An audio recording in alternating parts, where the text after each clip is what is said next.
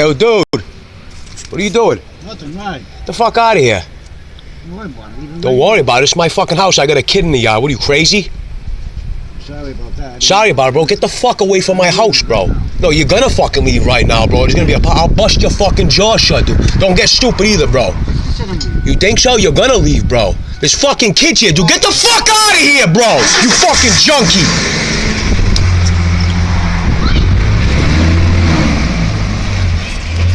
Fucking bitch. It's that fucking bullshit in this city. I won't fucking stand for it. We are here at Self-Coast Confidential. My name is Brian Harrington, and we are here with Joe Freeman from Fall River, Massachusetts. Joe, welcome to Self-Coast Confidential. Thank you. Joe has a viral video that is 20,000 views plus. It's 8 p.m. now, Joe. You recorded this video at around, what, 3 p.m., 4 p.m.? About 4:04 p.m. Yep. So we're talking less than 4 hours, 20,000 views. The video that we just played was the video that we're talking about. Why don't you walk us through what happened before you grabbed your phone and what inspired you to grab your phone and to click record? Basically, I was in my living room, picking things up, cleaning a little bit, and I happened to go clean some dishes up, and I looked out the window, and I happened to see a gentleman in a truck sticking a needle in his arm. At which point, I know that there's children outside from the neighborhood into my building, and that I was going to address the situation because I can't have that on my property, in my neighborhood, in my city. That's just, it's not going to be tolerated. Now, what was your thought when you approached them? Was there anxiety? Was there fear? Was there anger? Walk us through your thought process when you approached the truck. Well, my original reaction as soon as I seen him was like, I got that hot adrenaline rush. I started sweating. You know, that was just anger. And then I just had to pretty much keep my emotion in check because I know there's children that would be able to hear me. I had my aunt bring them a little further away, but I just tried to stay calm, and I walked up. As I walked up to the truck, the gentleman was already rolling his window up. So I had the camera recording already, and I just addressed him, and I told him, look, he needs to get out of here. And he was like I was like I was doing wrong, like I'm the bad guy. Like what he was doing was all right and going to be tolerated. So was he parked in the? He was parked in a parking spot, or was he in the middle of the street? He was parked right outside my gate. Like if I walk outside my gate, he's right on the sidewalk, like right outside my property. Have you seen him before? I've never seen this gentleman in the city before, no. How common have you seen a situation like this happen without a cell phone being in your hand? Is this something that you've encountered before? Yeah, I've seen things like this many times.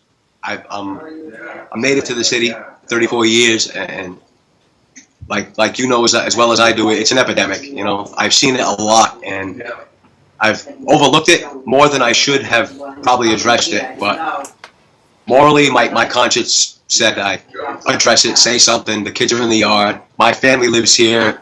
It's where I live. It's a quiet neighborhood, so you know. A huge reason why this video is getting the kind of attention that it's getting, because there's a difference between talking about the problem and actually showing the problem.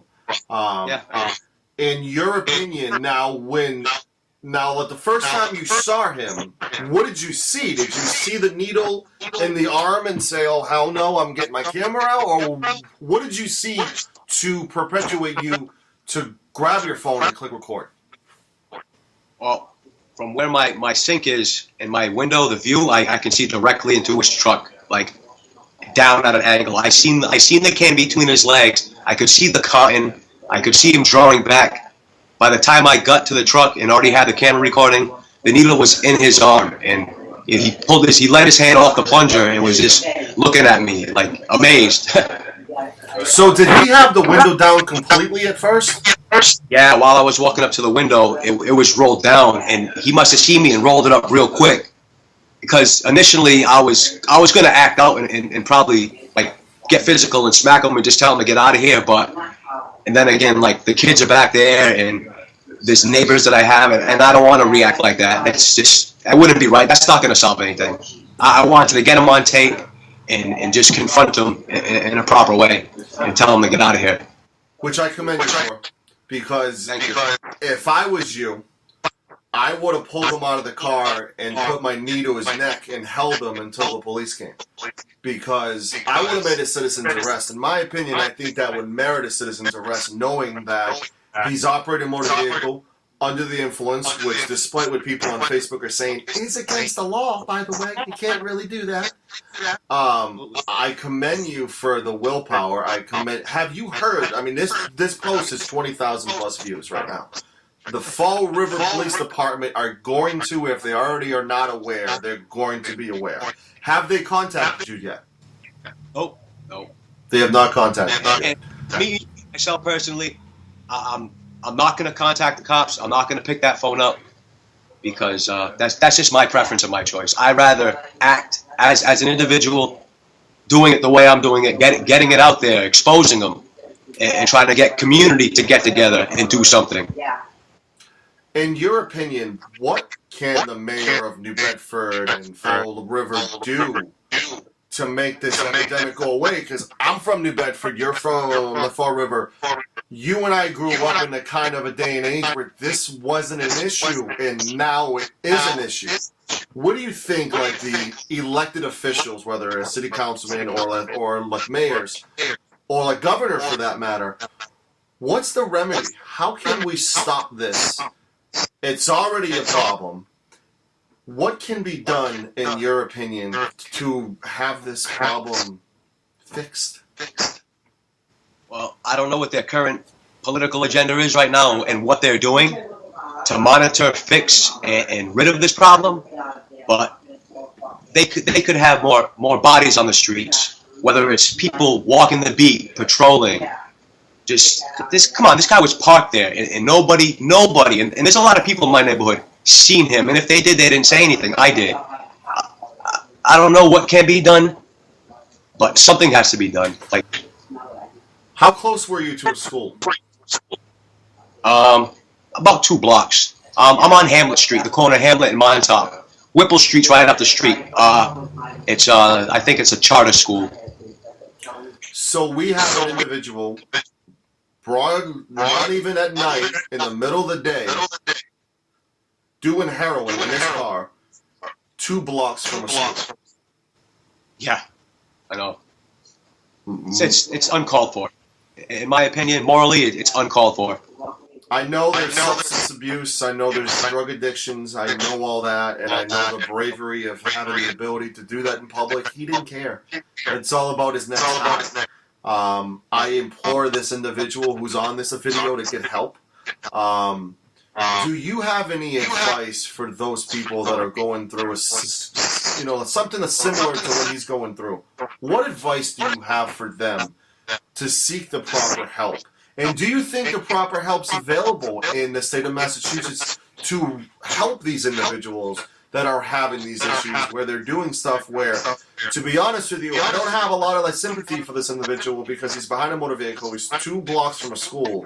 He not only can, he has put many lives at risk, because you're seeing on the news every single day. It happened in New Bedford and Westport. Somebody driving straight into a tree with a needle on the seat.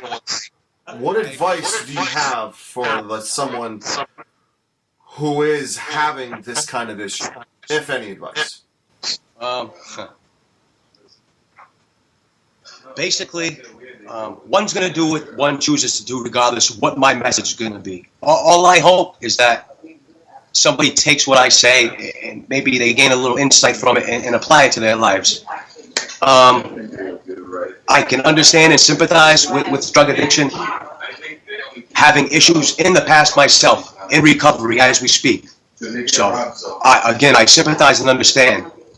As for the intolerable